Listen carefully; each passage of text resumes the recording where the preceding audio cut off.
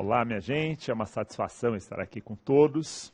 Hoje estaremos juntos analisando a Lei Orgânica da Magistratura Nacional, que é a Lei Complementar número 35 de 1979, Lei Complementar 35 de 1979. E justamente por ser uma lei anterior à Constituição, devemos, em primeiro lugar, lembrar que parte da Lei Complementar 35 de 1979 não foi recepcionada pela Constituição Federal de 1988. Ou seja, a Constituição de 88 revogou parcialmente ou derrogou a Lei Complementar 35 de 1979. E em outros aspectos, naqueles que são compatíveis com a Constituição de 88 e compatíveis posteriormente com a Emenda Constitucional 45, que inseriu a reforma do Judiciário, naquilo que se mostra compatível com a Constituição originária e com a Emenda 45, subsistem as disposições da Lei Complementar 35 de 1979. Para compreendermos a existência de uma lei orgânica da Magistratura Nacional, devemos compreender, em primeiro lugar, a necessidade dos direitos e dos deveres dos magistrados. De onde é que surge essa circunstância de direitos e deveres dos magistrados?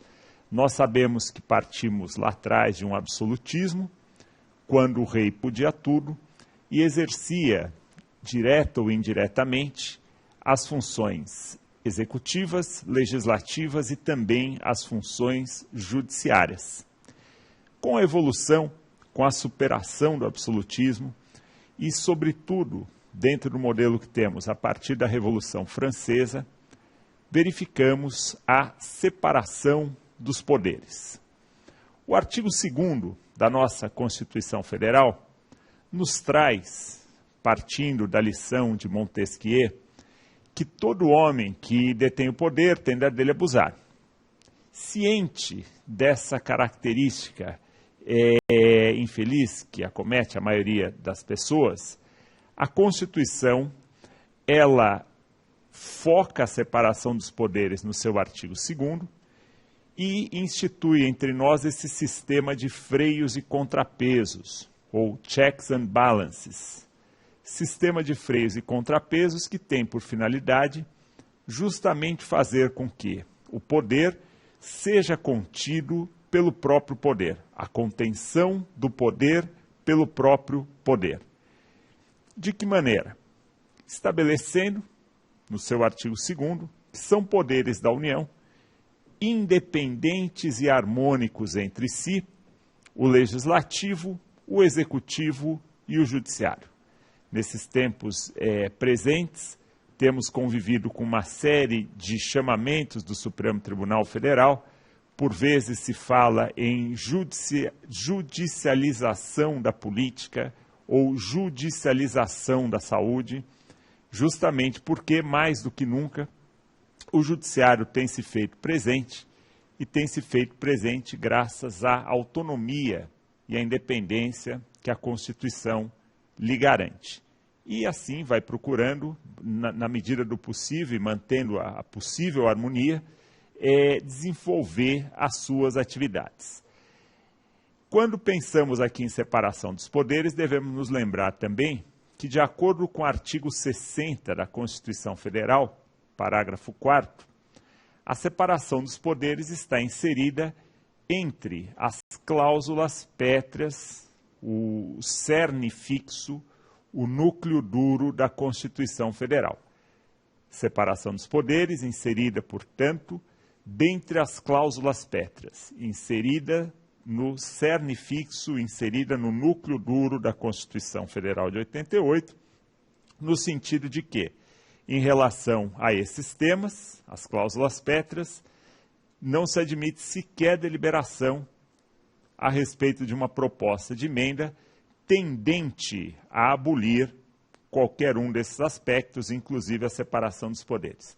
E quando pensamos que não será objeto de deliberação, sequer objeto de deliberação, proposta de emenda tendente a abolir a separação dos poderes, não estamos pensando apenas numa proposta de emenda explícita que vise a separação dos poderes ou que vise, de alguma maneira, a prejudicar a separação dos poderes. Por vezes, de maneira indireta, de maneira implícita, se tem propostas com viés autoritário e que busca, de alguma maneira, eliminar a independência de qualquer dos poderes. Então, basta que uma proposta de emenda seja tendente a abolir a separação dos poderes para que ela seja violadora de uma cláusula pétrea e provoque as reações contra ela cabíveis. É uma das poucas hipóteses em que se admite mandado de segurança contra a tramitação de uma proposta legislativa. O Supremo é muito comedido em acolher, em apreciar mandados de segurança, em conhecer de mandados de segurança que digam respeito ao processo legislativo. Mas em hipóteses excepcionais o faz, e aqui, havendo uma proposta de emenda tendente a abolir a separação dos poderes, é uma das hipóteses em que caberia, inclusive, o controle via mandado de segurança. Na sequência, quando pensamos em independência do Poder Judiciário, sabemos que para que haja independência é necessário que haja dinheiro e autogestão.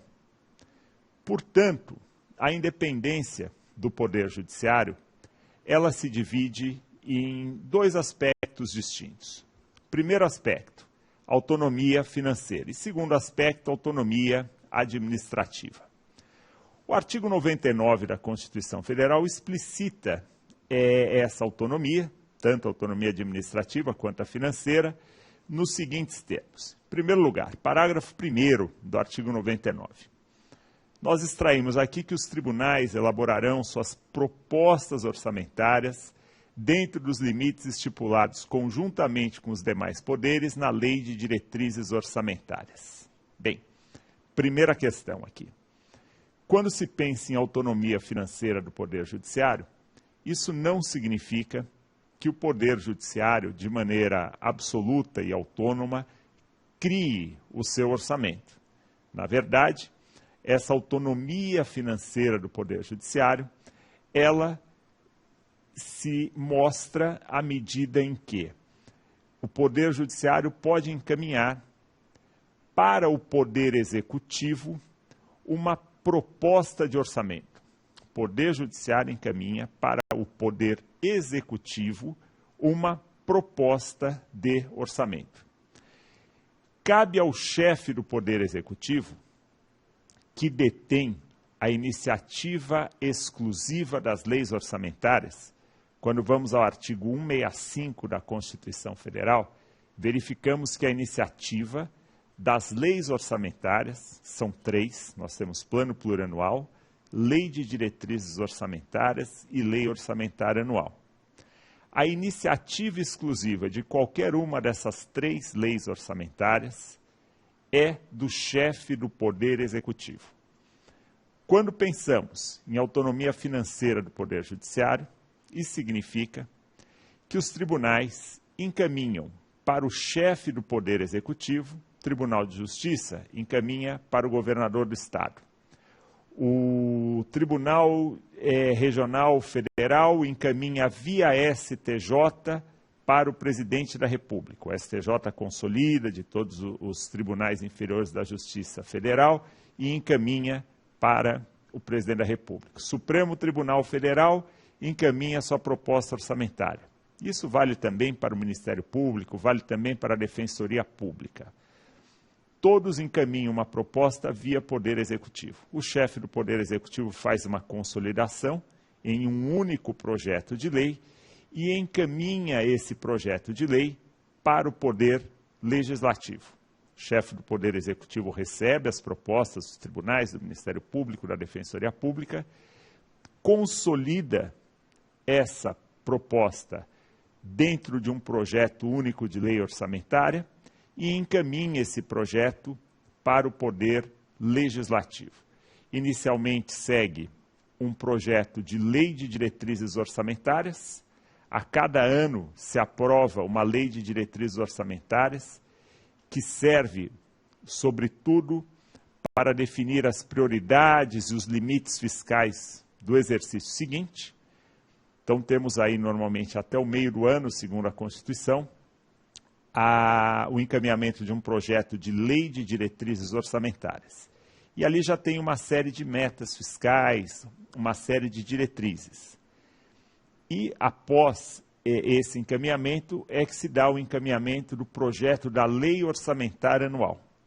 O Poder Judiciário, ele pode encaminhar propostas para a lei de diretrizes orçamentárias e deve encaminhar as suas propostas para o projeto de lei orçamentária anual, cabendo ao chefe do Poder Executivo apenas consolidar essas propostas dentro do projeto de lei orçamentária geral, projeto geral de lei orçamentária, e encaminhar tudo para o Poder Legislativo. Quem vai definir o orçamento do Poder Judiciário, em síntese, é o Poder Legislativo, a partir de um projeto de lei encaminhado pelo chefe do Poder Executivo, projeto de lei que contempla em seu corpo a proposta orçamentária do Poder Judiciário.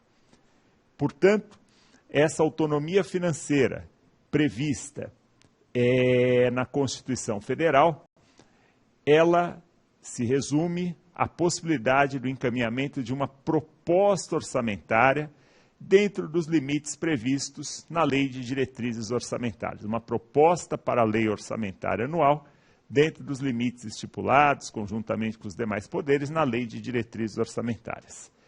E aqui nós temos no parágrafo 2º a explicitação de que o encaminhamento da proposta no âmbito da União, ouvidos os demais tribunais, cabe aos presidentes do Supremo Tribunal Federal e dos tribunais superiores, no âmbito dos estados e do Distrito Federal, dos respectivos presidentes dos tribunais de justiça. Aqui, essa finalização com a aprovação dos respectivos tribunais era para a época em que tínhamos tribunais de alçada.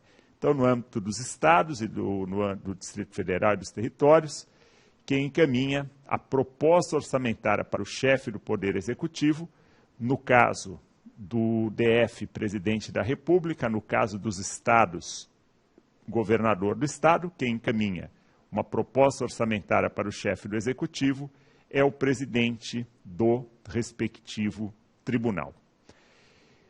Quando verificamos aqui a questão da independência do Poder Judiciário, nós temos que se um tribunal não encaminha a proposta dentro do prazo previsto na própria legislação orçamentária, sobretudo na Lei 4.320 de 1964, essa é uma lei geral orçamentária, Lei 4.320 de 1964, que estabelece prazos quando eles não estão inseridos na ordem estadual, nas constituições estaduais. Nós temos aqui que se o Poder Judiciário não encaminha a sua proposta orçamentária anual, cabe ao chefe do Poder Executivo considerar como se fosse uma proposta o orçamento do ano anterior. Ele considera como se fosse uma proposta orçamentária o orçamento do ano anterior. Aquele orçamento do ano anterior passa a valer como se fosse uma proposta orçamentária do Poder Judiciário. E se a proposta do Judiciário, isso vale também para o Ministério Público e Defensoria, proposta orçamentária para ser incluída na Lei Orçamentária Anual, se essa proposta desrespeita o que já constava na Lei de Diretrizes Orçamentárias, nessa que antecede a Lei Orçamentária Anual, se o Judiciário encaminha uma proposta de lei orçamentária de maneira diversa daqueles limites previstos na LDO, na Lei de Diretrizes Orçamentárias, o Poder Executivo, o chefe do Poder Executivo, pode fazer os ajustes necessários, pode adaptar essa proposta orçamentária do Poder Judiciário aos limites da Lei de Diretrizes Orçamentárias. A LDO realmente é uma referência de metas fiscais. A gente tem ouvido bastante no presente aqui no país a discussão sobre metas fiscais, sobre ajustes fiscais. Isso tudo parte normalmente de uma lei de diretrizes orçamentárias, por isso que ela antecede a lei orçamentária anual. E o Judiciário, quando encaminha a sua proposta de orçamento para um ano, ele encaminha essa proposta olhando para trás, olhando para a Lei de Diretrizes Orçamentárias.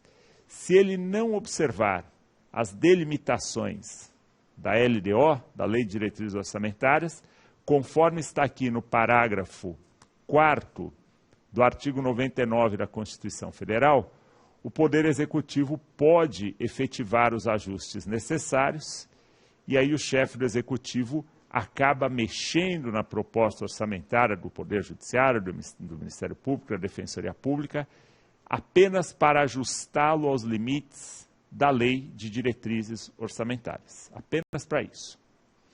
E é importante fixarmos que essa é a única hipótese, essa hipótese do artigo 99, parágrafo 4º, é a única hipótese em que o chefe do Poder Executivo pode interferir na proposta orçamentária do Poder Judiciário, proposta orçamentária do Ministério Público e proposta orçamentária da Defensoria Pública. Isso eu estou frisando que essa hipótese do parágrafo 4º do artigo 99 é a única em que o chefe do Executivo pode mexer na proposta apresentada por um tribunal, pelo MP ou pela Defensoria. Friso esse ponto porque tivemos no passado bem recente problemas com isso. E o Supremo Tribunal Federal, em 30 de outubro de 2014, ao apreciar um pedido de liminar, aliás, foram vários pedidos, nos mandados de segurança 33186 e 33193, 33186 e 33193, que envolvia interesse da Defensoria Pública, do Ministério Público e também do próprio Supremo Tribunal Federal, o Supremo Tribunal Federal estabeleceu que o Poder Executivo não pode efetivar cortes nas propostas orçamentárias que recebe dos tribunais, da Defensoria Pública ou do MP, para anexar ao projeto de lei de sua iniciativa exclusiva. Quando ele recebe, o Poder Executivo recebe a proposta do Poder Judiciário, do MP ou da Defensoria, não cabe a ele, Poder Executivo, efetivar qualquer corte. A presidente Dilma, quando surgiu essa questão, hoje é presidente afastada, na ocasião em exercício, no ano de 2014, quando os tribunais, MP, Defensoria, encaminharam as propostas orçamentárias para ela inserir no projeto de lei que a ela, presidente, cabia encaminhar para o Poder Legislativo orçamento de 2015 dos tribunais, da Defensoria, do MP. Lá no ano de 2014, o Supremo, a Defensoria e o MP encaminham a proposta orçamentária para a chefe do Poder Executivo. A chefe do Poder Executivo tinha ali, naquele momento, a obrigação de anexar essas propostas ao projeto de lei geral, que cabe a ela exclusivamente encaminhar ao Legislativo. Porém, ela o fez com diversos cortes. Chefe do Poder Executivo, ele não pode efetivar cortes, salvo se essas propostas orçamentárias estiverem em desacordo com a Lei de Diretrizes Orçamentárias. Só nessa hipótese. No caso do que ocorreu ali nas propostas 2014 para o orçamento do ano seguinte, 2015, não havia qualquer contrariedade com a Lei de Diretrizes Orçamentárias. Por uma questão de conveniência política, a presidente da República efetivou cortes. E aquilo acabou gerando esses mandados de segurança e o Supremo acabou por conceder as liminares, determinando que a presidente da República incluísse nas propostas, incluísse no seu projeto de lei as propostas orçamentárias do Judiciário, da Defensoria e do Ministério Público. Ela não podia ter efetivado cortes, e esse é um precedente importante. No âmbito dos judiciários estaduais, alguns governadores vinham procedendo da mesma maneira. O presidente do Tribunal de Justiça encaminhava uma proposta orçamentária, o Procurador-Geral de Justiça, o Defensor Público-Geral encaminhava as propostas orçamentárias. E o chefe do Executivo, ao invés de fazer o que tinha que fazer, ao invés de juntar, anexar ao projeto de lei de sua iniciativa as propostas do Judiciário, da Defensoria e do Ministério Público, ele efetivava cortes nessas propostas. Isso é absolutamente indevido, ressalvada a hipótese do próprio Poder Judiciário, Defensoria ou Ministério Público não ter observado a lei de diretrizes orçamentárias. Então, são precedentes bem importantes em termos de se garantir a independência do Poder Judiciário e dessas duas instituições. Bem,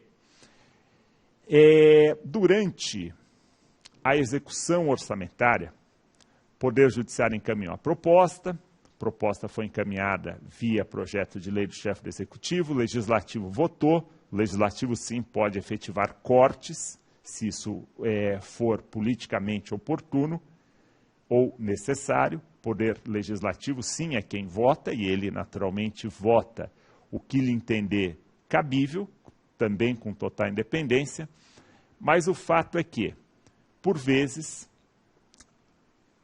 a lei aprovada estabelece determinado orçamento, determinada dotação orçamentária para o Judiciário, o Ministério Público, Defensoria, Legislativo, para o próprio Executivo.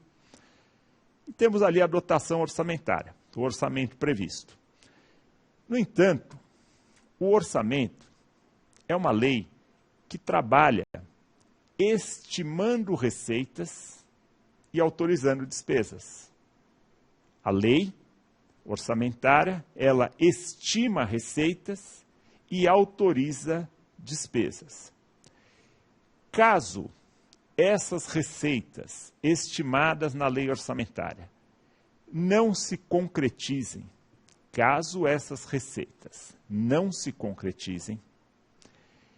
é necessário que se efetive o chamado contingenciamento. Nós temos que, durante a execução orçamentária do exercício, não poderá haver realização de despesas ou assunção de obrigações que extrapolem os limites previstos na LDO, os limites da própria lei orçamentária anual, exceto se despesas previamente autorizadas, e aí precisa de abertura de créditos suplementares ou créditos especiais. Relembrando aqui, crédito suplementar é quando você tem uma dotação orçamentária ali prevista para uma determinada despesa, mas ela se mostra insuficiente. Aí é necessária a abertura de crédito suplementar, observadas todas as regras da Lei 4.320 de 64, observada a Lei de Responsabilidade Fiscal, Lei Complementar 101 de 2000. Mas o fato é que existe ali uma dotação orçamentária e, durante a execução orçamentária, não pode ocorrer a realização de despesas ou assunção de obrigações que extrapolem os limites previstos em lei. Quando se tinha uma dotação orçamentária, porém a receita se mostra inferior ao que se havia estimado, é necessário o contingenciamento. Quem é que efetiva o contingenciamento? Isso vem ocorrendo nos últimos anos, a receita foi caindo, chegamos a um déficit muito grande, justamente porque tínhamos mais despesas do que receita. As receitas não foram se confirmando e, consequentemente, se mostrou necessário o chamado contingenciamento. A Lei de Responsabilidade Fiscal, a Lei Complementar 101 de 2000, ela trata desses contingenciamentos.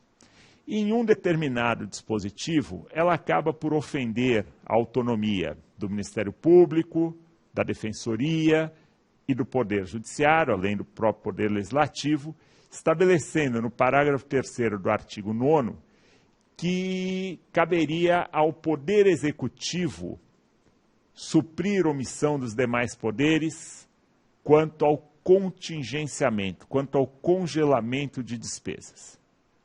Portanto, em determinado momento, pode se mostrar necessário um contingenciamento, pode se mostrar necessário um congelamento de despesas, porque a receita estimada não se concretizou, e aí cabe aos respectivos dirigentes, presidente do tribunal, defensor público geral, procurador-geral de justiça ou procurador-geral da República no MP Federal, cabe a cada um deles efetivar o contingenciamento. O parágrafo 3º do artigo 9º da Lei de Responsabilidade Fiscal autorizava o chefe do Poder Executivo a efetivar esse contingenciamento, a estabelecer quais dotações seriam congeladas de maneira total ou parcial, onde é que não se gastaria. E isso caracteriza uma evidente ingerência do Poder Executivo na autonomia do Poder Judiciário, do MP e da Defensoria. Não pode. Nós tivemos essa questão submetida ao Supremo e na ADIM 2238, dígito 5, 2238, dígito 5, o Supremo concedeu uma liminar no sentido de que essa disposição, que prevê que o chefe do Executivo pode determinar onde deve ser feito o congelamento das despesas, o contingenciamento do Poder Judiciário, do MP, da Defensoria, que essa autorização viola o princípio da separação dos poderes e também da autonomia do Ministério Público. Na época não tínhamos essa autonomia da Defensoria, isso vale também para a autonomia da Defensoria Pública. Portanto, quando necessário o contingenciamento, cabe ao presidente do tribunal, cabe ao chefe do MP, ao chefe da Defensoria, definir onde será feito esse contingenciamento. Isso não cabe ao chefe do Poder Executivo, porque viola justamente a independência dos poderes, a independência do Ministério Público, a independência da Defensoria Pública, essa autonomia do MP e da Defensoria.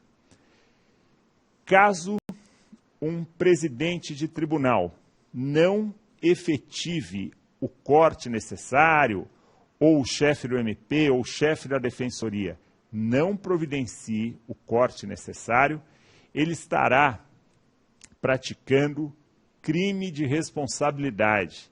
A mesma lei que trata do impeachment do presidente da República trata do crime de responsabilidade de outros agentes públicos, ministros do Supremo, presidentes de tribunais, chefe do MP, chefe da Defensoria. O artigo 10 da Lei 1079 de 1950, ele trata dos crimes contra a lei orçamentária, contra a lei de responsabilidade fiscal, ou seja, o presidente de um tribunal, o chefe do MP, o chefe da Defensoria, eles podem ser processados por crime de responsabilidade caso não efetivem os contingenciamentos necessários, porque, do contrário, vão estar empurrando esse tribunal, ou o Ministério Público, a Defensoria, para um abismo. Não se sabe o fim, porque vão fazer com que esses entes entrem em insolvência. Portanto, não cabe ao chefe do Executivo fazer cortes ali, fazer o contingenciamento do Judiciário ou dessas outras instituições. Porém, caso o responsável pelo próprio tribunal, pela Defensoria ou pelo MP não efetive os cortes necessários, poderá responder por crime de responsabilidade, artigo 10 da Lei 1079 de 1950. Artigo 10 da Lei 1079 de 1950. Outra garantia que se tem, garantia do ponto de vista orçamentário, da independência do Poder Judiciário e também do Ministério Público, da Defensoria, diz respeito aos chamados duodécimos. Duodécimos. Duodécimo significa 1/12. Duodécimo significa 1/12. E o que nós temos aqui é que, de acordo com o artigo 168 da Constituição Federal, os recursos correspondentes às dotações destinadas ao Poder Legislativo, Poder Judiciário, Ministério Público e Defensoria Pública, essas dotações, esses recursos, deverão ser-lhes entregues até o dia 20 de cada mês. E o mínimo mensal deve corresponder ao duodécimo, a 1/12 das respectivas dotações orçamentárias. O que é que nós temos aqui? Vamos imaginar que a dotação orçamentária de determinado Ministério Público ou de determinado tribunal seja de 1.200.000.000 em determinado ano. Tribunal médio. 1.200.000.000 é o orçamento do ano daquele tribunal. Cabe ao Poder Executivo, até o dia 20 de cada mês, repassar para o Poder Judiciário, para aquele tribunal, 1/12 dessa dotação orçamentária. Ou seja, se o orçamento do ano aprovado na lei orçamentária anual daquele tribunal é de 1.200.000.000, cabe ao Poder Executivo, até o dia 20 de cada mês, repassar para o Poder Judiciário 100 milhões de reais. 100 milhões de reais. Esse valor não pode ser retido. E essa disposição se deu, o artigo 168 da Constituição Federal explicita essa obrigatoriedade de repasse de duodécimos, porque nós já tivemos no passado governadores de estado que ali, dentro de uma total ignorância do que é a coisa pública, acabaram por se desentender com o Poder Judiciário, com o Ministério Público, ficaram ali ofendidos com ações praticadas pelo Judiciário ou pelo Ministério Público e acabaram por reter os repasses, fazendo com que as instituições vivessem momentos dificílimos, com greves de seus servidores que deixaram de receber, com ausência total de investimentos. E para evitar esse tipo de situação, é que o artigo 168 estabeleceu que os recursos correspondentes às dotações destinadas aos órgãos do Poder Legislativo e Judiciário, do Ministério Público e da Defensoria Pública deverão ser-lhes entregues até o dia 20 de cada mês. E o mínimo mensal deve corresponder ao duodécimo, que significa 1/12 do todo. Por isso que eu citei esse exemplo, se o orçamento fosse de 1.200.000.000 no ano, até o dia 20 de cada mês, 1/12, ou seja, 100 milhões até o dia 20 de cada mês. Obrigação do chefe do Poder Executivo. Caso não o faça, ele, chefe do Poder Executivo, vai estar atentando contra as leis orçamentárias, e atentar contra as leis orçamentárias caracteriza crime de responsabilidade. É tudo que a gente viu nessa discussão do processo de impeachment da presidente Dilma, é uma discussão sobre crime contra leis orçamentárias. Dentro desse aspecto, nós temos que o governador, que o presidente da República que descumpre essa disposição responderá por crime de responsabilidade. No caso do governador, ele é julgado por um tribunal especial composto, de acordo com a Lei 1079 de 50, por 5 deputados estaduais, 5 desembargadores e mais o presidente do Tribunal de Justiça. Isso garante o checks and balances, do qual falávamos no início, o sistema de freios e contrapesos, permite que um chefe de poder executivo que venha descumprir essa regra no âmbito estadual, ele será julgado por um tribunal especial, Lei 1079 de 50, Lei 1079 de 50, tribunal especial composto por 5 desembargadores, 5 deputados estaduais e mais o presidente do Tribunal de Justiça, 11 membros, portanto. E com isso, ele poderá perder o seu mandato, se tornar aí inelegível por diversos anos. Da mesma forma, o presidente da República, que responde por crime de responsabilidade perante o Senado Federal, depois de aprovado o processo, o início do processo, pelo voto de 2/3 de todos os deputados federais. Então, é uma simetria da Constituição Federal com a Constituição Estadual, e dentre as regras de autonomia do Poder Judiciário, do MP, da Defensoria, está justamente essa garantia dos duodécimos do artigo 168 da Constituição Federal. Além dessa autonomia financeira, quando pensamos em independência do Poder Judiciário, nós temos autonomia administrativa, no sentido de que compete privativamente aos tribunais a sua auto-organização. Por exemplo, eleição dos seus órgãos diretivos, elaboração dos seus regimentos internos, o provimento dos cargos de juiz de carreira, criação de novas varas por meio de projeto de lei, cabe ao Poder Judiciário encaminhar esses projetos de lei, realização dos seus concursos. O artigo 96 trata da competência aqui, da autonomia administrativa do Poder Judiciário. E entre as questões aqui pertinentes a essa autonomia administrativa está a de encaminhar o projeto de lei que fixa os subsídios dos ministros do Supremo Tribunal Federal. Nós sabemos, pelo artigo 37, inciso 11 da Constituição Federal, que os subsídios dos ministros do Supremo hoje caracterizam o teto da remuneração da administração pública. E dentro desse contexto, nós verificamos que os subsídios dos ministros do Supremo, na forma do artigo 48, inciso 15 da Constituição Federal, que esses subsídios são fixados pelo Congresso Nacional. Artigo 48, inciso 15 da Constituição Federal.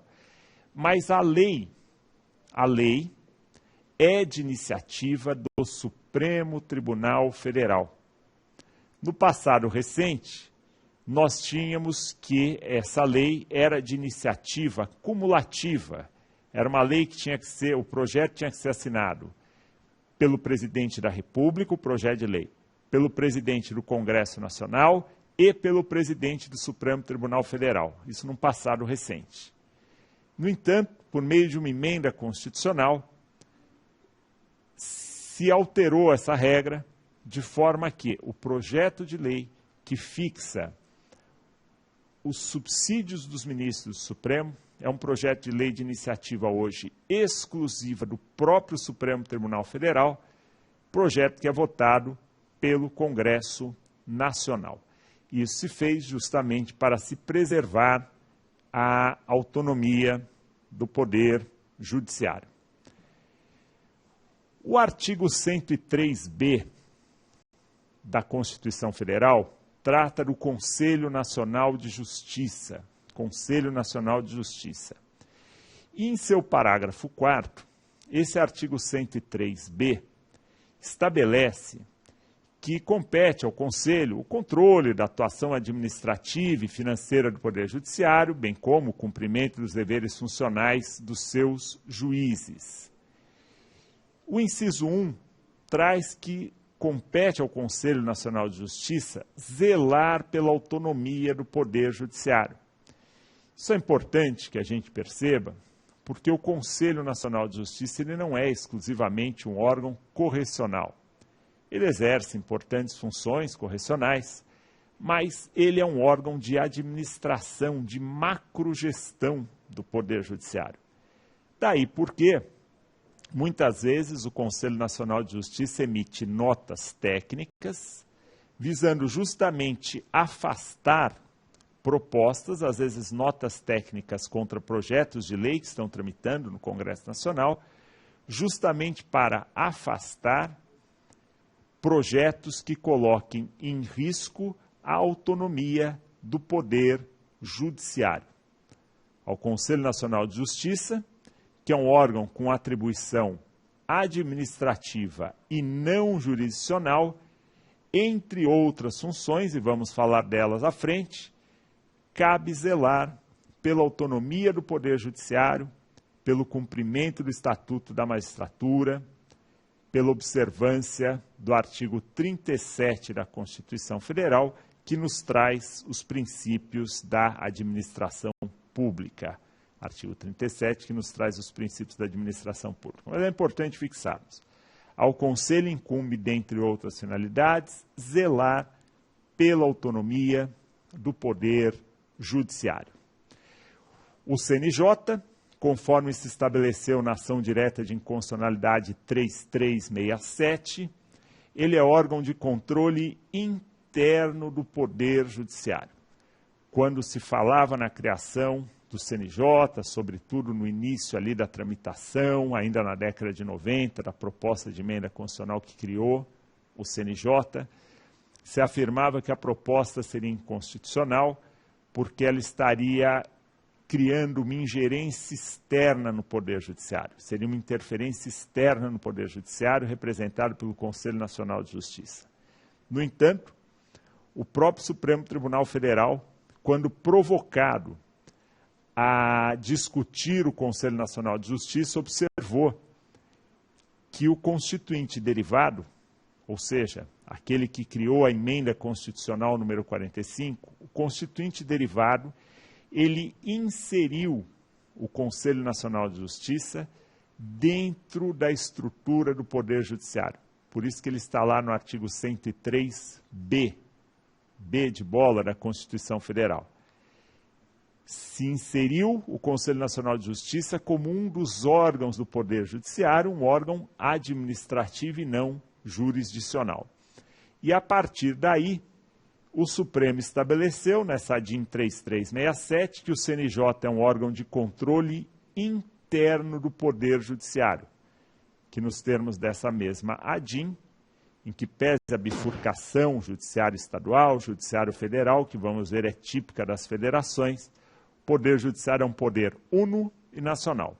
O Poder Judiciário é um poder uno e nacional, sendo o CNJ o seu órgão de controle interno, como várias vezes já foi indagado em concursos públicos. Uma outra situação que nós temos é no sentido da inconstitucionalidade da criação, via Constituição estadual, de órgão de controle administrativo do Poder Judiciário, do qual participem representantes de outros poderes ou entidades. No CNJ, cuja constitucionalidade foi reconhecida pelo Supremo, nós temos representantes de outros poderes, tem representante da Câmara, representante do Senado e de outras entidades, a exemplo da OAB, do Ministério Público. Na estrutura entre os 15 conselheiros do CNJ, temos ali representantes do MP estadual, do MP federal, representantes da OAB, bem como temos representantes da Câmara e do Senado. Então, 6 desses 15 integrantes são de fora da instituição.